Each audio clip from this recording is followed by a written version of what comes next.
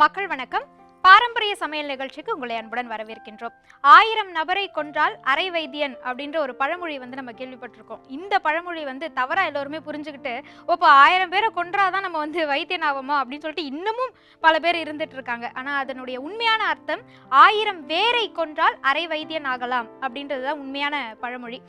நம்மளுடைய நாட்டில், நம்மளுடைய வளமை மிக்க இந்த நாட்டில் வேர்களுக்கு இவ்வளவு மகத்துவம் இருக்கு அப்படின்றத உணர்த்தக்கூடிய ஒரு அருமையான பழமொழி. இதுல இருந்து என்ன தெரியுது அப்படின்னா, என்றைக்குமே பாரம்பரியமான உணவு வகைகளுக்கு தான் ஆரோக்கியம் தரக்கூடிய, நீண்ட ஆயுளை தரக்கூடிய அந்த வல்லமை இருக்கு.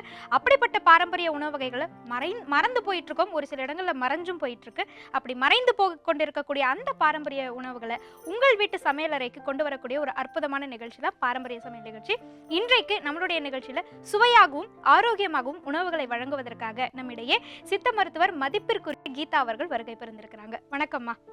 எப்படி இருக்கீங்க? எனக்கு தெரிஞ்சு ஒரு சிலர் நான் காதுபட கேள்விப்பட்டிருக்கேன், 800 பேரை கொண்டாச்சு, இன்னும் கொஞ்சம் பேரை கொண்டுட்டேன்னா நான் வைத்தியன் ஆயிடுவேன் அப்படின்னு கிண்டலுக்காக சொல்றவங்க இருக்காங்க. இந்த பழமொழி எத்தனைக்கு உண்மையா இருந்துட்டு இருக்கு? இல்லம்மா, இப்ப நீங்க சொன்ன மாதிரி வேரை கொன்றதுதான் அது பழமொழியே. ஆனா அவங்க பேரை கொன்றதுன்னு மருவிடுச்சு. ஆமா, வேற ஒண்ணு இல்ல, மருவி சொன்னதுனால அது வேரைன்றதுக்கு பேரை அப்படின்னு. 1000 பேர் இல்ல, 1000 வேரை கொண்டது. அதாவது நமக்கு மூலிகை மருத்துவத்துல என்னென்ன வேர்கள் என்னென்ன பயன்கள் அளிக்கின்றதுன்றது நாம தெரிஞ்சுக்கிட்டாதான் அது நம்ம வைத்தியனாக முடியும். அதுதான் உண்மையே தவிர பேரை கொள்றதுன்றது ஒன்றும் கிடையாது. சரி, ஒரு அருமையான துவக்கத்தை நம்ம இன்னைக்கு கொடுத்துருக்கோம். இன்னைக்கு பாரம்பரிய சமையலுக்காக நாங்க தேடி பிடிச்சி உங்க வீட்டுக்கு வந்திருக்கோம். உங்க வீட்டுல இருந்துட்டு இன்னைக்கு பல வீடுகளுக்கு எந்த மாதிரியான உணவு வகைகளை நீங்க கொடுக்க போறீங்க? பாரம்பரிய வகையில நாம மறந்துகிட்டு வரோம். அந்த மாதிரி சமையலை நாம இப்போ தொடங்க போறோம். நாம முதல்ல நாம ஒரு இனிப்பு வகையா தொடங்கலாம் அப்படின்னு சொல்லிட்டு பொரி மாவு அல்வா. இதை செய்வதற்கு முதல்ல என்னென்ன பொருட்கள் தேவை அப்படின்றத ஒரு முறை சொல்லுங்க. புழுங்கல் அரிசி, வெல்லம், தேங்காய், முந்திரி, உடச்சக்கடலை மாவு, வேர்க்கடலை மாவு, தேவையான அளவு நெய், ஏலக்காய், ருசிக்கு ஒரு சிட்டிகை உப்பு. முதல்ல நம்ம என்ன பண்ண போறோம்? முதல்ல நாம இந்த புழுங்கல் அரிசியை தேவையான அளவு, நமக்கு நம்ம வீட்டுல எத்தனை பேருக்கு நமக்கு தேவையோ அந்த அளவுக்கு வேண்டிய அளவு நாம எடுத்துக்கலாம். 1 கப்போ 2 கப்போ எவ்வளவு வேணுமோ எடுத்துக்கலாம். நம்ம 2 பேருக்கு செய்யுங்க. நீங்க இப்போ நாம 1 கப்பு போட்டுக்கிறோம்.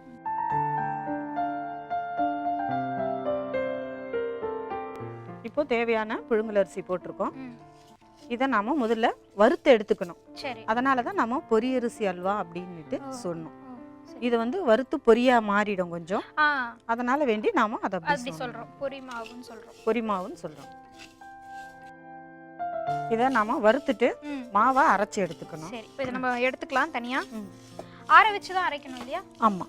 சரி, இப்போ இந்த புழுங்கல் அரிசி நல்லா வறுத்து வந்தாச்சு. கொஞ்சம் ஆற வச்சு இப்போ இதை அரைச்சு நம்ம மாவா எடுத்துக்க போறோம். மாவா எடுத்துக்கலாம்.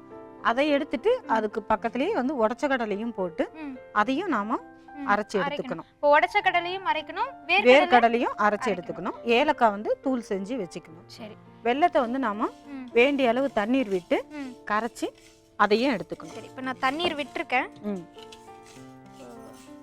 இந்த அளவு வெல்லம் போதுமா? போதும்.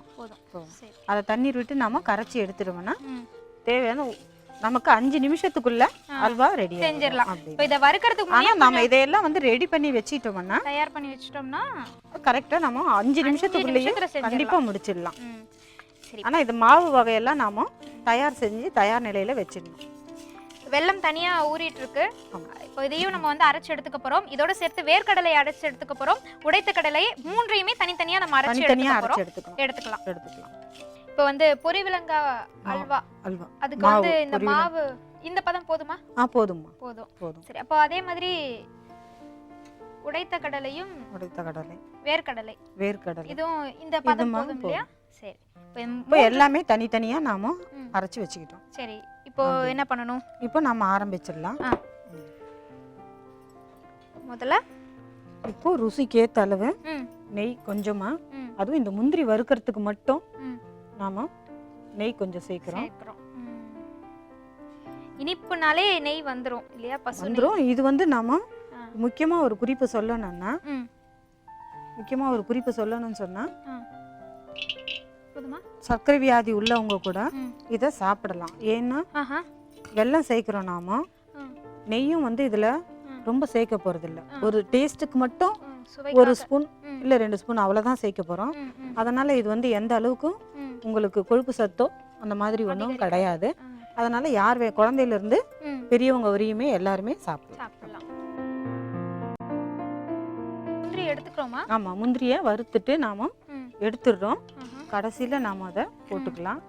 அதனால இப்போ நாம எடுத்துடுறோம். எடுத்துட்டு இப்போ வெல்லம் கரைச்சி வச்சிருக்கோம். ஆமா, அதை நாம இப்போ சேர்த்துடலாமா? ஆமா, சேர்க்கவா? வடிகட்டி சேர்க்கணும்.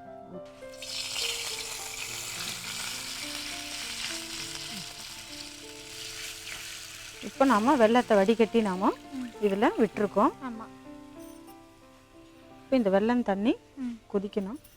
இப்போ வெல்லம் கொதிச்சிட்டு இருக்கு. இப்போ இதோட வெல்லம் கொதிச்சிட்டு இருக்கு. ருசிக்கு ஒரே ஒரு சிட்டிகை உப்பு மட்டும் சேர்க்கிறோம். எப்பவுமே வந்து அல்வா வகைகள் வந்து வெல்லத்துல தான் செய்யணுமா? சர்க்கரையில செய்ய? சர்க்கரையில செஞ்சா வந்து நமக்கு இப்போ வந்து இந்த காலத்துக்குள்ள வந்து எல்லாருக்குமே சர்க்கரை வியாதி வந்து அதிகமா இருக்கு. அந்த வகையில இனிப்பு சர்க்கரை சேர்த்து செஞ்சோம்னா பெரியவங்க கண்டிப்பா சாப்பிட போறது இல்ல. கண்டிப்பா உடல்நிலையும் ஏத்து வராது. அதையும் சேர்க்கலாம். ஆனா இதுல வந்து நமக்கு இந்த வெல்லத்துல வந்து இரும்பு சத்தம் இருக்கு, சுவையும் மிகைப்படும். இப்போ வெல்லம் வந்து கொதிச்சு வரணுங்களா? ஆமா, வெல்லம் அந்த தண்ணி வந்து கொதிக்கணும். பாகு மாதிரி வரணுமா? அப்படி இல்ல, வேண்டாம். சும்மா கொதிச்சாலே போதும். இப்போ நம்ம அடுப்புல தண்ணி வச்சுட்டு எப்படி கொதிக்குதோ அந்த மாதிரி அந்த கொதியும் நிலை வந்தாலே போதும்.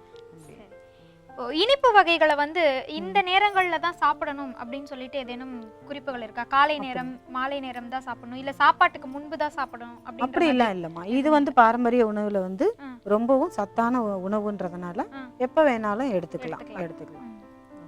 காலை உணவாகவும் எடுக்கலாம், மாலை நேர சிற்றுண்டியாவும் நாம எடுத்துக்கலாம். நீங்க ஒரு சித்த மருத்துவர் அப்படின்றதுனால ஒரு கேள்வி. குழந்தைகளுக்கு எல்லாம் பாத்தீங்கன்னா நிறைய இந்த சொத்தைப்பல் அப்படின்றாங்க. கேட்டா இனிப்பு அதிகமா சாப்பிடறதுனால வருதுன்றாங்க. அது எப்படி இந்த மாதிரி இனிப்புகள் சாப்பிடறதுனாலயா? இந்த மாதிரி இனிப்புகள் சாப்பிடறதுனால கண்டிப்பா வராதுமா அப்படின்னு. இப்போ நாம அதிகமா குழந்தைங்க சாப்பிடுறது வந்து சாக்லேட்ஸ், கேக்கு இந்த மாதிரி சாப்பிடுறாங்க. அது கொஞ்சம் தவிர்க்கணும். மறுபடியும் என்ன ஒன்று உங்களுக்கு வலியுறுத்தி நான் சொல்லணும் அப்படின்னா, சாப்பிட்டா வந்து வாயை சுத்தப்படுத்துறது இல்லை. சுத்தப்படுத்தாம அப்படியே இருந்தோம்னா அதையெல்லாம் வந்து பல்லு இடுக்குல அப்படியே இருந்ததுன்னா அதுவே நாளடைவில் வந்து பூச்சி சேர ஆரம்பிச்சிடும். அதுதான் வந்து காரணம். இது கொதிச்சாச்சா? தண்ணி கொதிச்சிடுச்சுமா. இப்போ வந்து நாம அரிசி மாவை சேர்த்துக்கிறோம். அதுல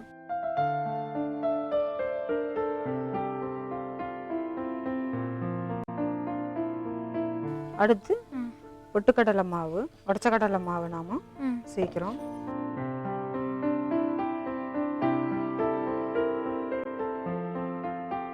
அடுத்து வேர்க்கடலை மாவு, பொட்டுக்கடலை மாவு, அரிசி மாவு மூணுத்தையுமே கலந்துடுறோம். ஆஹா, இப்பவே நல்ல மனம் வர ஆரம்பிச்சிருச்சு. அதோட இப்போ நாம ஏலக்காய் தூள் சேர்க்கிறோம். சுவைக்கு ஒரே ஒரு ஸ்பூன் நெய் மட்டும் விடுறோம். அதிகமா தேவையில்லை. அல்வான்னா நெய் சேர்த்தாதான் அல்வா, அதனால அதிகமா நெய் சேர்ப்போம்னு எல்லாரும் நினைச்சிருவீங்க. தேவையே இல்லை, ஒரே ஒரு ஸ்பூன் மட்டும் சேர்த்தா போதும். இப்போ அல்வா பதத்துக்கு வந்தாச்சு. அதனால ஒரு 5 நிமிஷம் கூட ஆகல, 2 நிமிஷத்துல இந்த அல்வா ரெடி ஆயிடும். அதுக்கடுத்து இப்போ நாம தேங்காய் துருவலை சேர்க்கிறோம். சேர்த்துடலாமா? சேர்த்துடலாம். தேங்காய் துருவலை சேர்த்துக்கிறோம். தேங்காய் சேர்த்த உடனே ரொம்ப நேரம் நம்ம வைக்க வேண்டாமா? ஆமா, உடனே இப்போ நாம அடுப்பை அணைச்சிடலாம். முடிஞ்சிடுச்சு, அல்வா ரெடி ஆயிடுச்சு. பரிமாறிடலாம் இல்லையா? நீங்க தான் சுவைச்சு எப்படி இருக்குன்னு சொல்லுங்க.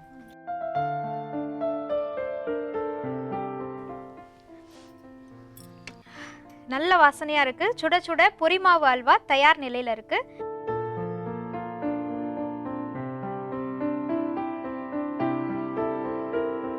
கீதா அம்மா வந்து ரொம்பவும் சுவையான பொரிமாவு அல்வா எனக்கு வந்து தயார் பண்ணி கொடுத்துருக்கீங்க. இதை நான் ருசிச்சு பார்த்து இது சுவையா இருக்கா, குழந்தைகள் எல்லாம் விரும்புவாங்களான்றதை நான் பார்த்து சொல்லலாமா? பார்த்து சொல்லிடுங்க. சரி.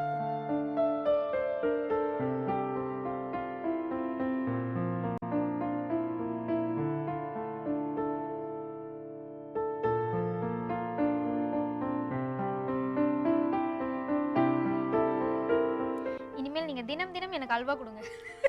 நான் கேட்டு கொஞ்ச நேரத்துக்கு முன்னாடி அல்வா தராதேன்னு சொல்லிட்டு இப்ப குடுங்கன்னு கேக்குறீங்க. இந்த மாதிரி அல்வா கொடுக்கறதா இருந்தா நம்ம தினம் தினம் வீட்ல எல்லாருக்குமே போய் அல்வா கொடுங்க, எனக்கு அல்வா கொடுங்க, அல்வா கொடுங்கன்னு கேட்டு வாங்கி சாப்பிடலாம்னு நினைக்கிறேன்.